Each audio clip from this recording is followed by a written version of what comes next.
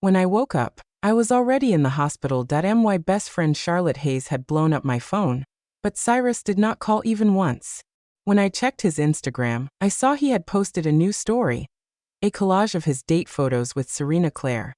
The caption read, "My darling wants to keep a record of our love, so here it is." I thought my heart had stopped beating, but it still hurt when I saw the picture. My breathing caught in my chest, threatening to suffocate me. I wanted to reply to the story and demand what he was doing, but I accidentally liked it instead. Cyrus called almost instantly. "Do you spend every waking moment stalking me? Weren't you on death's door or something? Why are you checking my stories now? Serena just wanted to take some photos together. Don't overreact again." I suppressed the hurt and pain. "Sure, you can go ahead and take all the photos you want." "Are you mad at me, Marilyn?" Serena interrupted right on time. "I was just joking. I didn't think Cyrus would actually run away with me. I'm sorry, okay?" Cyrus snorted. "Why apologize? I could always do that wedding again some other time. There's no need to feel bad for someone so worthless." I was instantly speechless. There was nothing left to say. After hanging up, I called Charlotte, who was overseas. "It's just a minor injury. I'm awake now, so don't worry." Charlotte was beside herself. "The doctor told me everything. Don't pretend it was nothing." I knew Cyrus was no good. "Take my advice and break up with him." "Sure," I agreed immediately. That finally calmed Charlotte down slightly. "You said you wanted to expand your career abroad, right? Is that still on the table?" "Not long ago, my boss had offered to send me to a branch company abroad for 2 years. It was a great learning opportunity with a high chance of a promotion," she said. "Someone as talented as you should widen your horizons." I had turned her down at the time because I was planning my wedding with Cyrus, and I did not fancy a long-distance relationship. Looking back now, he was not worth it in the slightest. After some hesitation, I called my boss. She sounded quite happy. "You finally made up your mind. I left the slot open for you. You can leave next week." "But what made you ditch your fiancé?" I came up with an excuse, and then bought a flight ticket for next week. The rest of this week would be my final goodbye. Feelings of melancholy washed over me.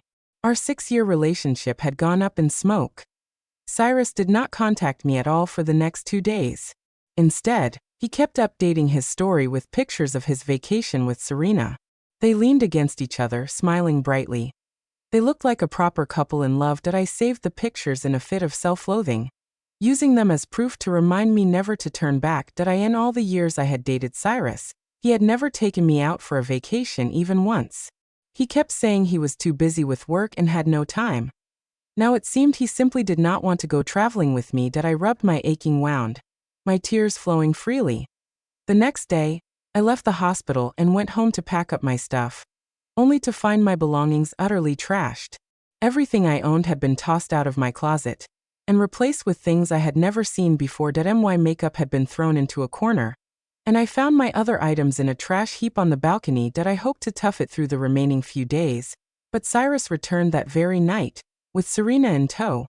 When he saw me, he subtly let go of Serena's hand. "Serena has some issues at home, so she'll be staying at my place for a few days. You had better not make a fuss over it." I nodded. "Sure, she can stay as long as she likes."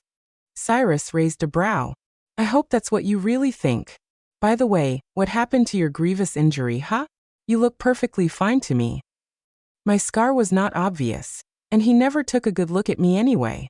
That was why he did not notice anything amiss. I did not want to argue with him, so I turned and went back to my room. After locking the door, I put on my earphones and listened to some music. Even so, I could not drown out the sounds from next door. Serena laughed louder and louder, as if she purposely wanted me to hear her. In the end, I had no choice but to take 2 painkillers, cover my head with my blanket, and force myself to sleep. Yes, I slept.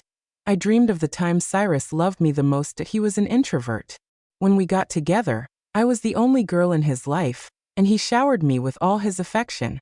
His oaths of love were like shackles, tying me down. I truly believed we would be together forever. However, I had to wake up from my dream eventually. When I woke up the next day, Serena had left. The pills made me dizzy.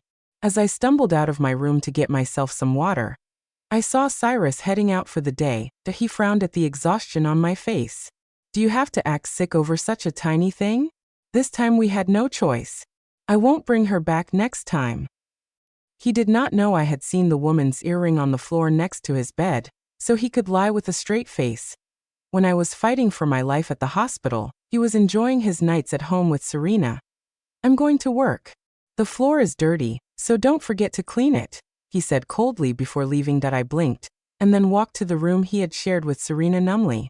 Even though I had mentally prepared myself, I still cried uncontrollably when I saw the messy covers on the bed that I used to hold to a strand of hope, believing that Cyrus would change his mind and come back to me if I just stayed patient.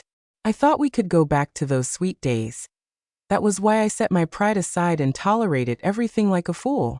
I could not give up on our relationship so easily, not after so many years together. Now though, I only resented how blind I had been. When I was cleaning up the bed, I even found some used tissues.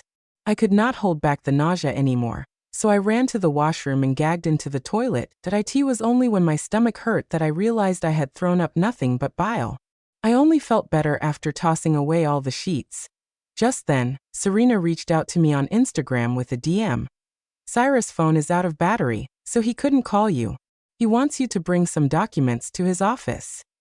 I ignored her and her friend request. She had used that excuse to trick me many times before. There were only 4 days left until my flight, and I did not want to fall for her ploy again. To my surprise, she tattled on me to Cyrus that he scolded me as soon as he reached home. I told you to bring me some documents. How dare you ignore me? And here I thought you'd changed, but no, you're just as petty as ever. Your attitude from before was just an act. He looked at me with annoyance and disgust, as if I was not his girlfriend but a maid he could order around as he liked. Serena just asked you to bring me something.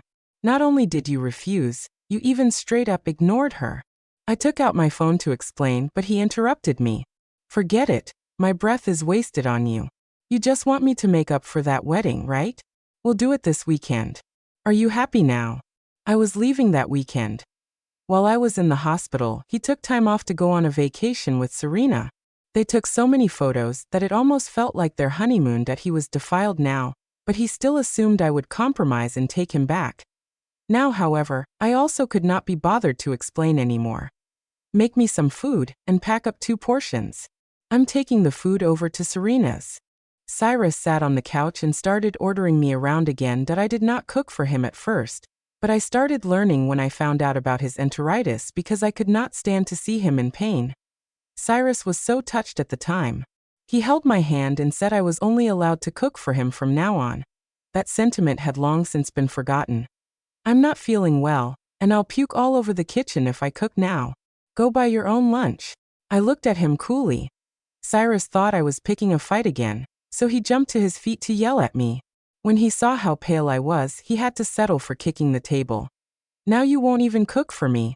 Who do you think you are? There are plenty of people lining up to serve me. Don't regret it later, and come begging on your knees. I won't give you a second look. He stormed away, slamming the door shut behind him.